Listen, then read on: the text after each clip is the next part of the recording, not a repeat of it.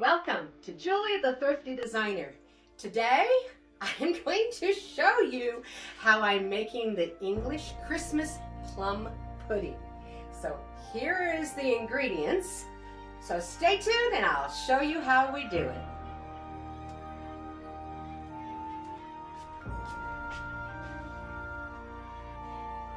Alrighty, let's start with the ingredients of what everything is that's going to go in this.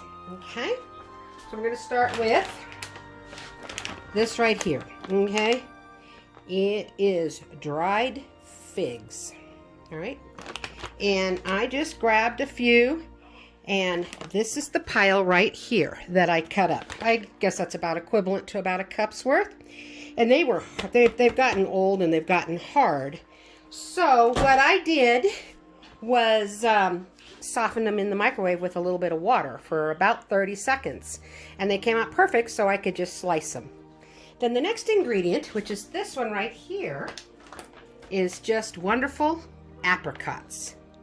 You know, this is absolutely perfect for it. And I'm just chopping them up in rather large pieces. And this pile right here is craisins, and they were equivalent. I'm trying to do semi-equivalent. And then this pile right here is just good old-fashioned raisins. These, again, I've had them for so long, they were hard. I again softened them in water. And then, now this is optional. I personally like this lovely old fruitcake mix personally. But there's some good stuff in here that really, when you mix it right, it works with it still. But this is not a fruit cake, even though it's fruit. It's a fruit pudding, and it will have a totally different type of texture and feel. Then what I have here is 3 sticks of butter softened. I have 6 eggs, okay? Then I have some pecans that I forgot to chop. I'll chop those up in some chunkier pieces, but less than what they are right now. About the same amount as the fruit. This will also then need old-fashioned molasses. The original, if it's blackstrap, that is fine. This doesn't seem to say blackstrap, but that's okay. It's molasses. Then spices.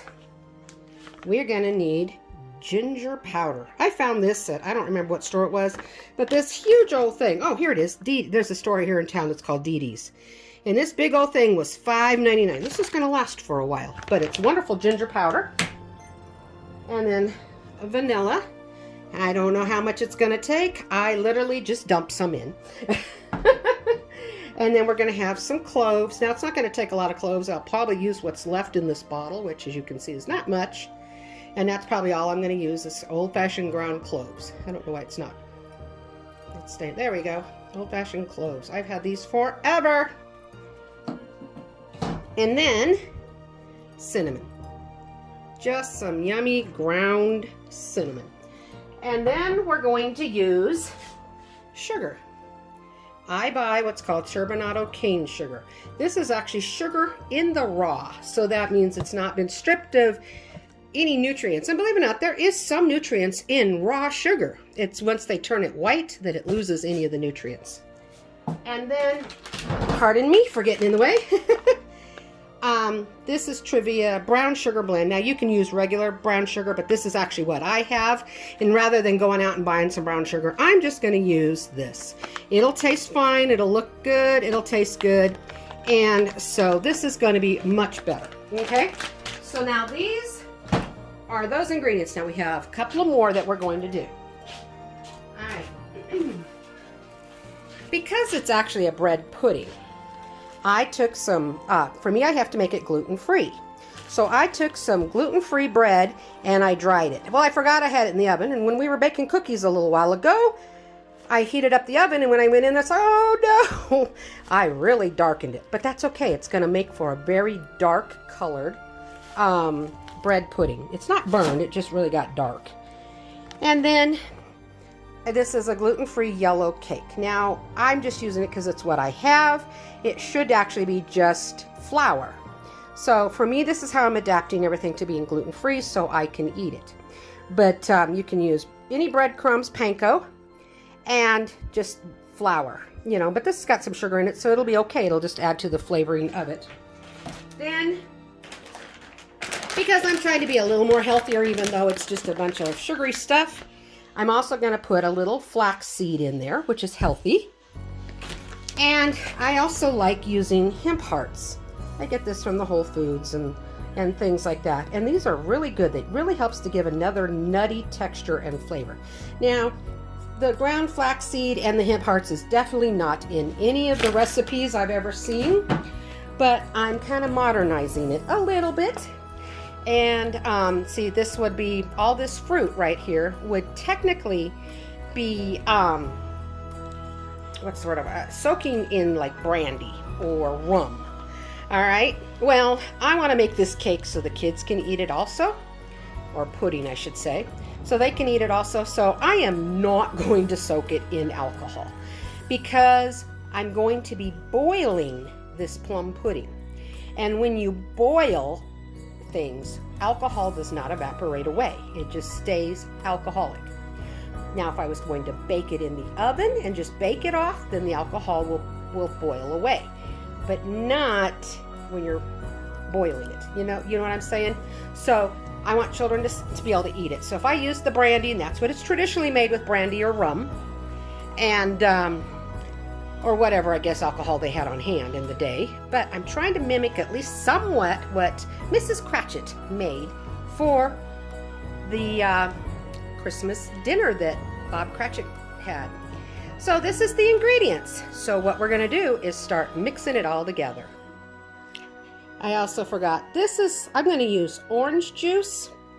That's what I'm going to use. It doesn't matter what brand, whatever your favorite brand of orange juice is. I'm using that instead of the rum. All right, let's get started. I'm just using a spatula, but let's get going with the dry ingredients first. All right, so let's just open up the breadcrumbs. I really am not sure how much is in here. It was 3 hamburger buns of the gluten-free stuff, which are not huge. They're not as big as others, that I dried and crushed up. Okay, we'll just move that over there. Then what's left of this, because frankly, that's all you need of flour, is just a little bit to help bind it, just a little bit. We used it to make cookies with, and I will show you later on in this video us making the cookies with the grandkids. It was a lot of fun. And so I should have probably done this first so it could have been boiling all day. So I just used what was left of that. All right, I don't know if you can see very well. See, it's just that. Now I've got a big bowl here for stirring, because frankly I'm going to make the pudding in this size bowl. What size bowl is this? I'm not really sure. It's marked, oh, it's a 2-quart, and I'll probably fill it to this right here, you know, so I have this size pudding. And because it's so big, I'm actually going to use a charger to put it on. See, and that's going to work just fine for size.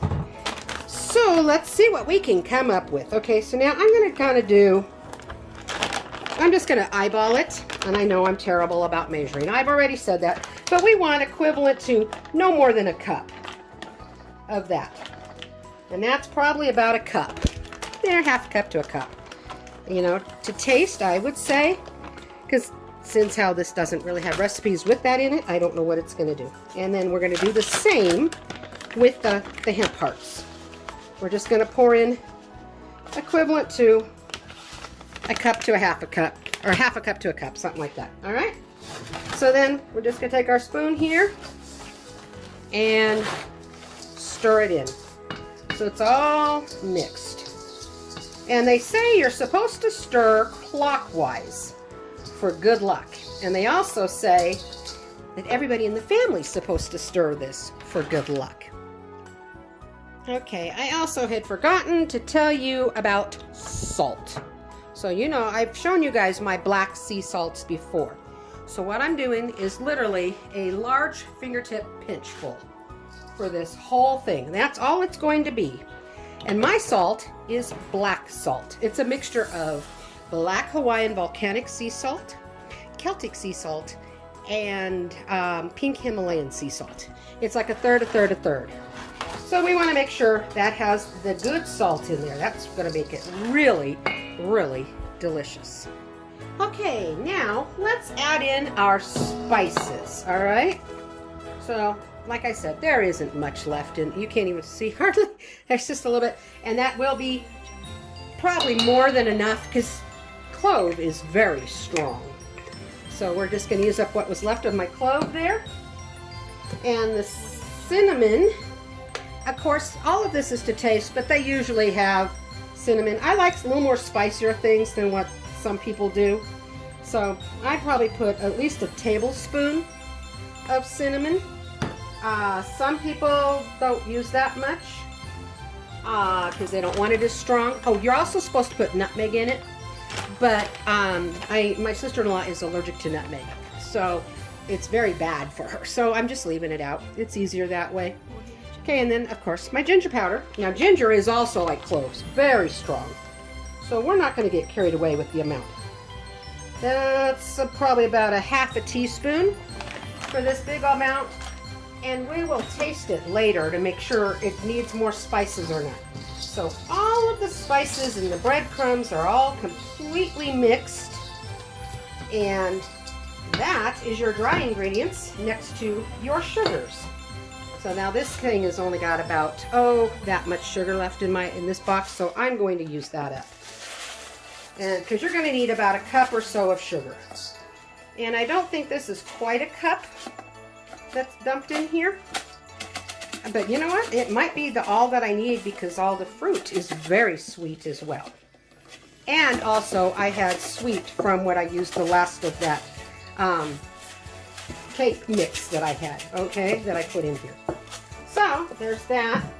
Then we have the little bit of brown sugar. So this is more than enough sugar that we're going to need. And here I'm using a large handful. See what I mean? And I'm just going to sprinkle that in. And that is how much brown sugar we're going to use. And mixing it all together. Everything's blending.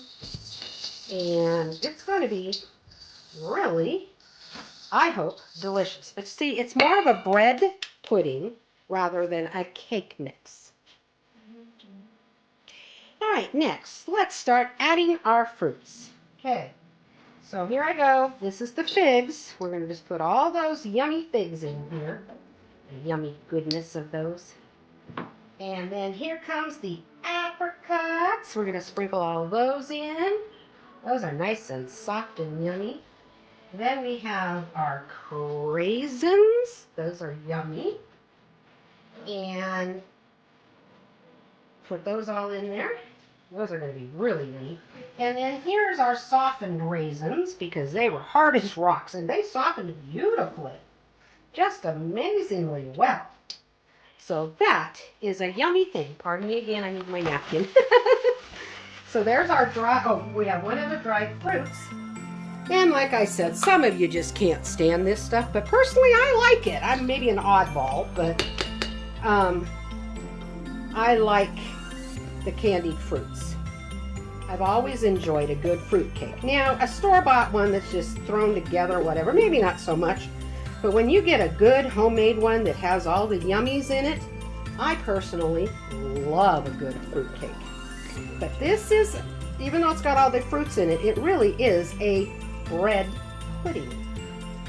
So I have put all those in there. So now we have we're going to mix our dry ingredients and all our fruit together and just let it coat amazingly well.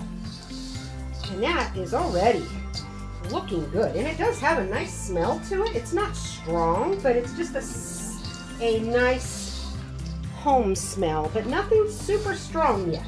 Okay, I think once you get the juices and stuff in it is when you're going to smell it. But it's the lovely flavors, you might say, of an old-fashioned English Christmas plum pudding. Now, they called it a plum pudding. Why? because back in, Charles Dickens' day, plum pudding, plum actually just meant any dried fruit. So that's why it got labeled a plum pudding. All right, let's start getting some wet ingredients in it. Again, here I go. Love this. I just pour. This is vanilla, and that's probably about a tablespoon of vanilla that I put in there. And now I'm going to use my molasses. Now this is a strong smell, and it is a strong flavor, and it is in the sugars. It's very sweet, but that's probably, I don't know how to say what that really measured as. I really don't know. Excuse me. But I'd say at least a tablespoon or two. And we're going to mix them all in here. It's really starting to take shape. I love it. Now it's really starting to smell good. That little bit of sweetening that I've added in here and a little bit of moisturizing has really brought out the flavor smells already. That's a shock, but it is the truth. All right, now I'm going to use the same container that the fruit was in. And I'm going to pour in, I would say, equivalent to about a cup of orange juice. Thereabouts. And we're probably going to need more than that, but that's where I'm going to start. And then we're going to add our eggs to that and whip it, but I forgot a whip, so I'll be right back. Okay, as you can see, I've got them all whipped. And we're going to now dump this lovely egg and orange juice mixture in here. And we're just going to mix them up. Oh, it's going to be yummy. Look at that already. Isn't that delicious looking? Oh, I had forgotten my melted butter. It's softened, I should say, because we wanted to distribute it. It'd probably have been better if I'd have just melted it completely, because then I could have just mixed it in easier. But, oh well, that's okay. We'll just get it all mixed in here and get it all yummy here. Is this looking good? Is my arm in the way? I suppose it is, with me stirring it here. This is looking like the right consistency, the right texture. Great. Now, traditionally, when they made it back in the day, they put some kind of a trinket in here also. And whoever found the trinket, which could have been a coin or a ring or a piece of jewelry of some kind or something like that, and whoever found it would have the good luck for the next year. Well, to me, good luck finding a dentist during COVID. So we're not going to do that. So, I don't want anybody to bite down in it, swallow it, or break a tooth. So we're just going to mix it in like this. Oh, this really looks yummy and smells pretty nice. All right, next we're going to take our bowl that we're going to make this all in, and we're going to take some butter, and we're going to grease the whole thing. Nice and greasy with it. Lots of it. Be generous. Don't be just a little bit, you know? Let's get it really buttered, because that is what's going to make it not stick so much to the pan, you know? So, can you see how much I buttered it? I'm buttering it all the way up just in case I have more than I think. I'm just making sure this is covered in a nice thick layer of butter. That will be very delicious. All right, next I'm going to take a piece of parchment. Now, I don't want a lot at this moment, because it's really going to be just a little bit that I actually need. So I'm going to take scissors, and later on I'm going to use a whole lot more of this. But what I'm going to do, this is approximately the size I need. So I'm going to fold it in a triangle. I don't know if you can see me very well. And gonna fold it in a triangle again. And then again. And one more like this, okay? And the center, I'm just going to come clear out here, and I'm going to nip it like that. And that should give me, no, actually I guess it's a little too big still. Sorry, I'm not used to doing this. So I'm just folding it whatever like this. We're going to take off about that much. Because what I want to do, yep, there we go. I don't know if you can see it, but I wanted to put it at the top right here because this will definitely, see, can you see right in here? This is definitely in there, and it's going to help make it so it doesn't stick. What did I do with the butter? There it is. Now I'm just going to grease the top of that also, just so it's all nice and hopefully easy to let the lovely pudding come out. And we're just going to double check that everything is stirred in. And see, I've been trying to go clockwise as much as possible. And to bring in the new year of good luck, they said in those days. I'd say it's ready to go. So let's put it in our pudding in here. And the amount I get is the amount I get. So hopefully this is going to be the perfect amount, which, by the way, it is. How did I luck out on that? Especially since I'm not a really big measurer. Oh, but look at there. That is going to be the perfect size. It's just a little bit less than what I initially thought I was going to film it to, but truthfully, there's the line, and it's maybe 1/4 of an inch below the line of where I said I was going to go. Wow, is that ever perfect? Now, we're going to do the parchment trick one more time. So, only this time we want a big enough piece that will actually make it work, okay? So we're going to fold it in half. All right, and then we're going to fold it in half again. All right. Then we're going to fold it again and again. All right. So here is how that is folded. Now we're going to find about the center. I don't know, am I better this way? Okay. Find about the center of your pudding and snip approximately. And when you do that, you should get, now it doesn't mean I did it right. Yeah, I think I want it a little bit smaller. I'm just eyeballing. People that have done this enough is probably better at it than me. But we're going to cut off just a tiny bit more. Just a little bit. I'm not cutting a lot more off, but it's enough to hopefully sit in right on top. And it's up the sides ever so slightly. And we're just going to loosely pack it in on top right there. And that way it has expanding room, because this should expand somewhat at least. All right, so there's that. Now, hang on a second, okay? I'm going to get the next thing we need to do. All right. Whoop, I almost lost it. I've taken another piece of parchment, and we're going to put it over the outside edge of this, trying to seal it as much as we can. And then we're going to take some aluminum foil and do the same thing. We're going to hold this around.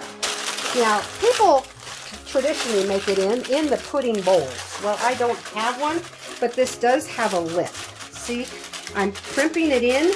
Can you see that I'm crimping? Yeah. So crimping it in right here. And then I'm going to actually just take scissors, and I'm going to really just cut off all this extra stuff from around it, because it's just going to be in the way, and we don't need that much of it around it. So let's just keep doing this. And you know what, I'll do that off camera so you don't have to hear all that noise. All right, now you can see how I have it all tailored now and it's not so big and bulky. And now I've pinched it in around that. Now we're going to take some twine. And you're going to need quite a lot of it.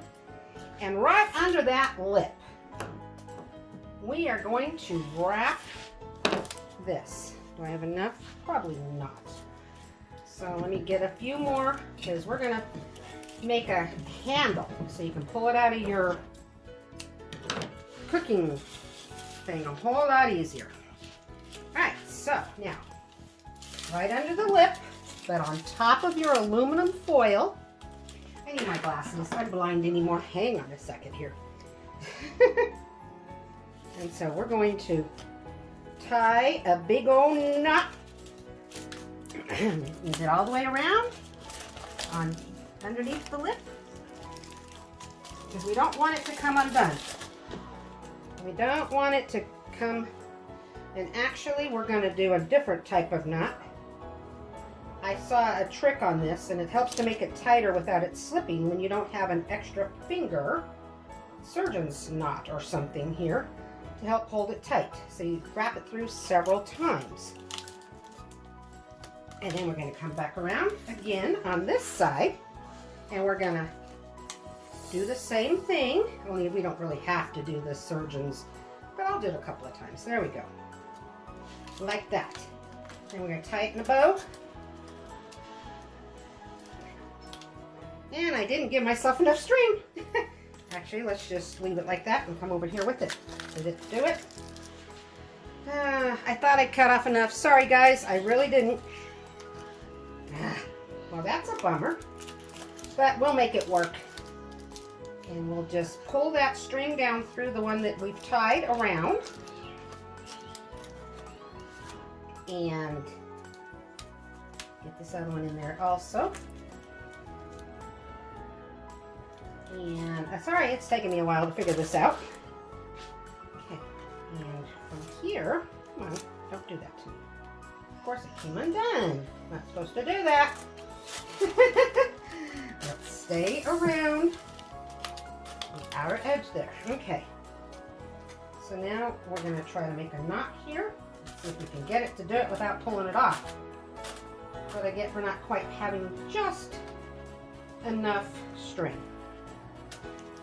There, come on, get over here and stay. But we do have the first one that's totally wrapped around nice and snug. This is the second one I put on it. So what we have created now is something so when we lift it in and out of the boiling water, we'll be able to pull it out. But meanwhile, it's going to keep it snug, I hope. Snug around it, all right? That's the whole point, is to try to keep it so the moisture goes up and around it, but not so much in it. And we're going to boil this now in the pot of boiling water, and you want to fill it up to about half, maybe a tiny bit more than half, but not much, of boiling water. Keep it hot and boiling, and you're going to boil it for the next 4 to 6 hours, depending on how you want it. Since my dough is already so dark, I might actually be able to get away with 4 hours. All right, I have a big old stock pot, and in it I have some water. I don't know if it's the right amount. I forgot to measure it. I just put it in. And at the bottom of it, I have one of those canning jar lifts, because you do not want your pudding to sit on the bottom of it. You want to lift it, so I have that lift. All right, I have it in there. I had to dump some of the water off. It did turn out to be too much, and it was causing it to float. But hopefully this will make it so when it's done, well, maybe it won't, we'll see, I'll be able to pull it out and get it out of here. So let's me fix that again. All right, well, I'll probably have to figure out a different way to get it out because it probably isn't going to hold. That's the techniques I've seen them do, and I just didn't do it right, apparently. So then I have it on high.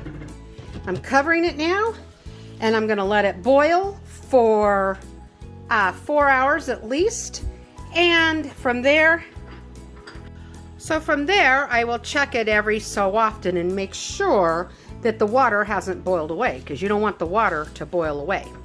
So 4 hours is what this is going to take. I'll check it probably every half an hour to make sure that it doesn't need water. And when you add more water, you make sure it's also boiling hot water, because you don't need to stop your cooking for the hot water to heat back up. So make sure it's good and hot when you fill it up again. So we'll show you this pot of this when it's all done. Okay, this has been boiling for a long time. And I shut it off a little bit ago to let it kind of cool down so that we could see what it was going to be like. But see how it's bulging up on top? That thing must have really rose. Is this going to let me pull it out? Let's see. Will it grab it? Will it pull it? Is it going to let me do it? Nope. All my wonderful idea wasn't going to work. Okay, well, I'll take it out and I'll show it to you in a little bit. All right, here's the time to tell. It wouldn't let me pull it out. I didn't have it tight enough, so I had to use my mitts, but that's okay. If you hear anything in the background, my husband's sleeping. He fell asleep. Let's see how it's going to look. Come on here.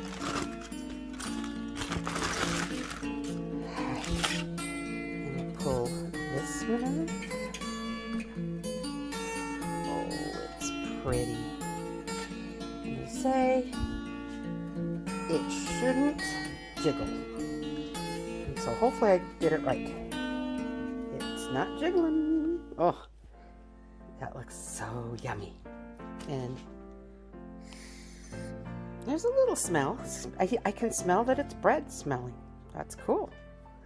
So anyway, there is this beautiful thing. I boiled it for just a little over 5 hours, I think.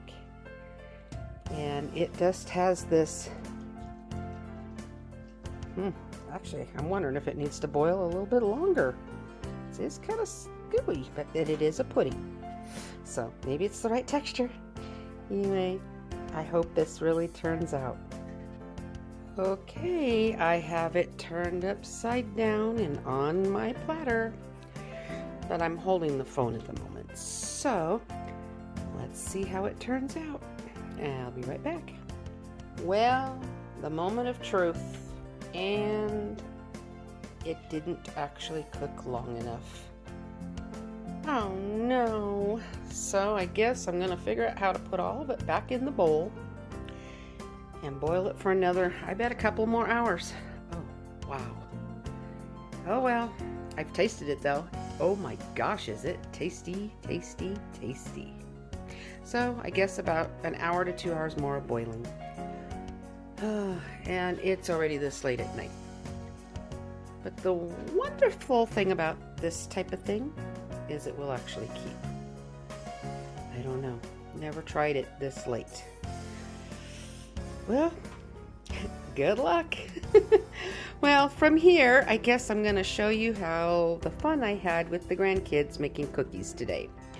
It should have turned out totally looking like this side right there. All pretty. Oh well, we'll try again. So have fun with me making cookies with the grandkids thing, and we'll talk to you all later.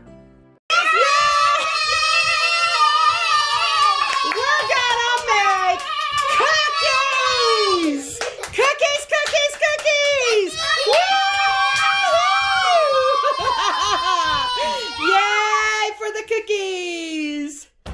Alright, what did that look like to you? Yeah, I just sprinkled some flour on it so that I want this one. No, I want. You're trying to figure out which one you want to use? I don't know when your dad and Harrigan's going to come back. They're working on the water heater. But anyway, right, here's a little bit at a time right there. And you press it down. Okay, hang on, let me put some snow on the board.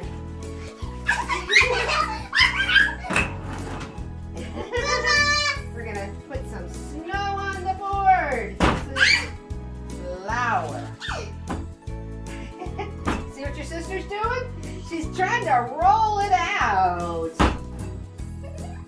We're going to get this all cut and make it so we can get you some too. You have to roll it out first before you can cut it with that. Is this hard work, guys? Yeah. We'll have to work on rolling it out, huh? Alright, so here we go, Conrad. I'm eating this. Caitlin, you can move over to this way. Don't eat it yet! No. Let it snow, let it snow, let it snow. Oh, the weather outside is frightful, but the fire is so delightful. And since we know place to go, let it snow, let it snow, let it snow. I'm trying to be helpful, Conrad. All right, here's a hunk for you.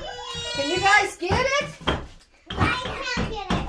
All right, take some of that snow flour and rub it on your rolling pin. Okay? Like that. Put it over the table, though, not over the floor.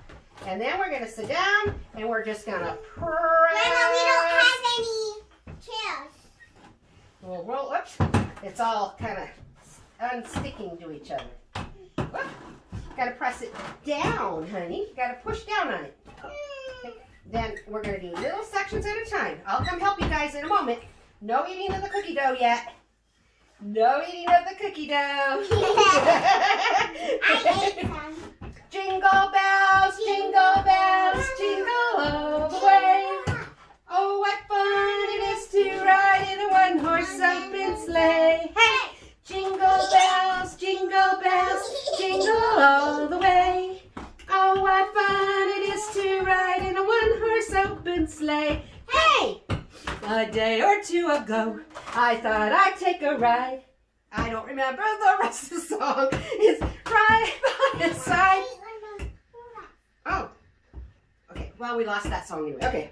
You know Dasher and Dancer and Prancer and Vixen, Comet and Cupid and Donner and Blitzen. But do you recall the most famous reindeer of all? Rudolph the red-nosed reindeer had a very shiny nose. And if you ever saw it, you would even say it glows. All of the other reindeer used to laugh and call him names. They never let poor Rudolph join in any reindeer games. Then one foggy Christmas Eve, Santa came to say, Rudolph, with your nose so bright, won't you guide my sleigh tonight? Then all the reindeer loved him, as they shouted out with glee. Rudolph the red-nosed reindeer, you'll go down in history. It sticks sometimes, that's why we gotta use the snow on here to wipe it off and make it so it doesn't do it. Oh, you know what I forgot to do? These baking pins. We're gonna get some baking pins. I have somebody else that joined us now. There's Kerrigan. Say hi. Preteen. What can I say? In a moment, guys. We're making cookies. Yay for cookies! Well, now we have Dad come to help. We're all here having a good time making cookies. Oh, you can't get that one open? Oh, it's sealed. Yeah, you can see them. They don't take the time to make the cookies pretty like I used to when I was a kid. Why should we? We need the candy off. Well, no, you still should make them look pretty. Oh, I'm not opening it. Well, thank you all for watching my video. And I hope you enjoyed it. We just had a lot of fun today. I ended up boiling my Christmas plum pudding for a couple more hours. And I will show you in another video what it actually turned out like. So stay tuned to see that when I do it here. But I just thought I'd show you the outside of my windows, what it looks like to be looking outside in. Isn't that pretty? Anyway, we haven't done a whole lot on the outside this year. I just really didn't have time. So, here's the outside. Kind of looks blurry to me, is it? I don't know, maybe not. Anyway, thank you all for watching. And you all take care. And God bless. And Merry Christmas to you all. And happy decorating and cooking and preparing for Christmas. Y'all take care now, and God bless.